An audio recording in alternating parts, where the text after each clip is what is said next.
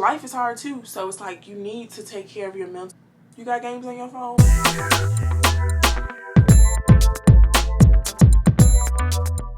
Hello, welcome back. We are back in this thing. We meaning me and my thoughts. If you notice on my last video, the quality is so much clearer. Shout out to my sister, my actual sister. She bought me a camera and it just makes me so happy because she actually believes in me. So shout out to you, sis.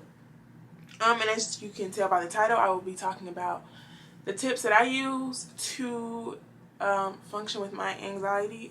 I am diagnosed with general anxiety disorder, so this is not like, you know, me saying that I have anxiety and then like not really having it. I actually have it, so yeah. But before I get into the video, it is September, which is Suicide Awareness Month. If you are struggling with suicide, or if someone you know is struggling with suicide, I will leave the link to the suicide prevention hotline as well as their website. Also, if you know someone is notice someone is acting different, even if they say they are fine, check on them. If you have to be impulsive and, you know, say I'm coming over, we're gonna watch a movie, I'm gonna bring dinner because, you know, corona, we're not really going out. I mean, you know, everyone can do what they please. Hopefully you're wearing a mask, keep yourself and everyone else safe. But if you just know someone's acting different, check on them because you never know. And even check on your strong friends because those are the ones that probably are hurting the most. Okay, I'm looking down at my phone, so yeah. Okay, so like I said, these tips are what I use. I don't know if they will work for you. They may be helpful, they may not be. Okay, so for the first one, it's kind of backwards, but I think of every single thing that could go wrong. Not just like general, but like if there's something that I'm anxious about. So say I'm anxious about driving to work. I think of everything that can go wrong. My car could get a flat battery, could die, this could happen, this could happen, this could happen. And I know that's like, y'all are like, isn't that more stressful? Yes, it is, but it also gives me a reason to justify why I am feeling anxious. Because I get anxious over almost everything. Like just the fact that I can say, okay, I'm anxious about going to work because this could happen. I mean, the possibility of it happening, I'm not sure. Probably likely to none. But I still address it because that gives me justification. The second thing that kind of ties into that is I talk to myself. And I know I say in every video I enjoy talking to myself, and it's an honest fact. I genuinely do because it's very therapeutic for me. Instead of my thoughts circling around in my head, I can at least like get some of them out. Even if I don't know what I'm saying, I can just talk them out. But with talking to myself, I also try to talk rational and I try to speak facts that I know. So the driving thing, for instance, okay, I am terrified of like being on the interstate and then like the bridge over it. Like, what if a car, more like an 18-wheeler, just falls off and I'm crushed under it? I know that's like, what? That's happened before. So what's the probability of it happening to me? Probably 1 in like a trillion, but it still could happen. See, like that, and it still could happen is what I like. That's what messes me up. So I try to talk rationally and I'm like, okay, 1 in a trillion. You know, you didn't win the lottery, so I doubt that's going to happen. So, you know, I try to talk rational. Hopefully one day, I don't even play the lottery, but maybe one day I'll play and I win. But, see, I can't even focus. Oh yeah, so I just talk rationally and I speak facts. Like, okay, you know how to drive. You always make sure you check your rearview mirrors, you check your side view mirrors.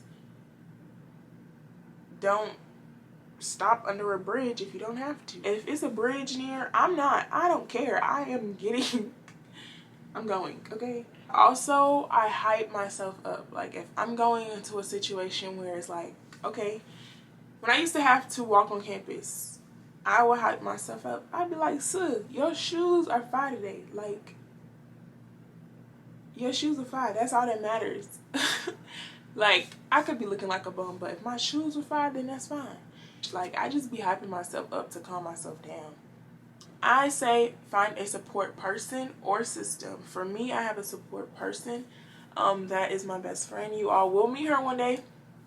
But I really thank God for her every day because I really don't know how she puts up with me. Like, there are some times when I randomly text and I'd be like, "Look, I know I'm a lot and I'm letting you leave now. Like, we don't have to be friends anymore. We can just leave on a good note." And she's always like, "Girl, like," I be serious though, because it's like I don't be wanting to be a burden, because I know sometimes I'm a lot to deal with, and like the fact that she genuinely cares, I'm just so grateful for you, sis. Someone that you can talk to that will also help you think realistic and rational. Like, if I'm like all the way, I went from like 0 to like 5,000, she would get me back to like 10 in a quickness. Not fully 0, but she would get me to 10, because she'll be like stating facts. She'll be like, "Princess, well, didn't you do this yesterday? Didn't you do this the day before? This could be why this is happening, and you don't know that this is gonna happen because you've done it so many times." Like, she's like helps me think rational when I can't get myself to think rational, because sometimes, like, those of y'all that have anxiety, y'all know, like, sometimes it's just like you're so far gone, like at that point it's just like you really believe whatever it is that you're anxious about is gonna happen. And like, it can be like the truck thing. Like, you would think I would be like more afraid to get into a car accident, but I literally, a truck falling on me, like, I don't know. But yes, my next tip is therapy. And that's kind of tricky. I was able to go to therapy because of college. Have access to counseling departments and stuff. So if you are in college, I do say take advantage of that. Don't be ashamed to take care of your mental health, because college is hard. But outside of college, life is hard too. So it's like you need to take care of your mental health. Like, stop trying to be the cool person that's like, "Oh, I'm cool, but I'm suffering." Like, that used to be me, and like I got tired of that. Like, nah, I realized I got to take care of me, like, in all aspects, physical, mentally, all of it. All of it. You don't have access to therapy. There are, like, you can get like free therapy sessions. So, sometimes you got to finesse, and but therapy is also if you're ready to talk about the situation. That's what a lot of people don't realize. There's a difference between venting your problems to a friend and then therapy. Like, you say your friend is your therapist, but really therapy, you address your problems, but then you also make a plan to take action to work through those problems. And like, that is the most difficult part. So if anyone goes to therapy, I commend you, because it's hard. And if you're thinking about going to therapy, I do say do it. It's hard, but it's honestly worth it. Like, I have grown so much. Genuinely appreciate it. So stop thinking that it's taboo to take care of your mental health, because your mental health really will determine how your physical health is, and just determine how you are. If you guys know about the 5 senses techniques, I will just put that in the description below. But there's just techniques where you use your senses to focus on something else rather than being in your head. And so when I still kind of like to be in my head, but not like stressing. I like to like be strategizing, planning, strategic. Like, I'm into like crime shows, mystery shows. Like, a lot of my games on my phone are You got games on your phone? Yes, I do. But a lot of strategy games, because it just allows me to use my like knowledge, because I'm smart. So it's like I can like get realistic and be real and get like the anxiousness out for a minute. Like, that's what I tell myself. So I do this counting thing where I just basically count by 5s, and like most of the time my hand will be on my leg, or like basically I'm going like this, and I'll count and I'll just keep counting. So sometimes I make it to like 300, but it allows me to calm down, because it's like, oh, you're counting by 5s, and then I try to figure out how many sets of 5s I've done and stuff like that. So it just allows me, And I know some people, it's kind of like, huh, you want to be in your head while your head's a mess, but that kind of clears my head. Like I said, everything that works for me may not work for you. My last tip, and I really think this is the most important one, is to find a hobby. Not something to keep you busy, but an actual genuine hobby, something you enjoy doing. Because I noticed when I was trying to keep myself busy and sign up to this, and this, I would be there, but mentally I would not. I would still be stressing and anxious over stuff that I was trying to avoid. But when you actually find a hobby, something you truly enjoy, it allows you to live in the moment, enjoy that moment instead of worrying about something else. And that's something that works for me, and I hope that will work for someone else, because that's what I've learned. Like, this doing YouTube really has like relieved so much anxiety, because I'm allowing myself to like clear my brain, and I just love it.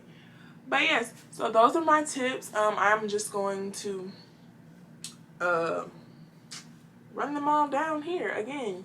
So I think of everything that could possibly go wrong. I talk to myself rationally and realistically. I have a support person. I attend therapy. I do my counting focus. I try to use my 5 senses or a sense to focus on something else. And then finding a genuine hobby. Like I said in the beginning, it is Suicide Prevention Awareness Month. So if you are struggling and you want to talk, you just want to talk out your issues, my DMs are more than always open. My Instagram is Royally Unapologetic. Everything will be confidential because I know I have an issue with trust. So confiding in someone about something, especially when it comes to mental health, can be very, very touchy.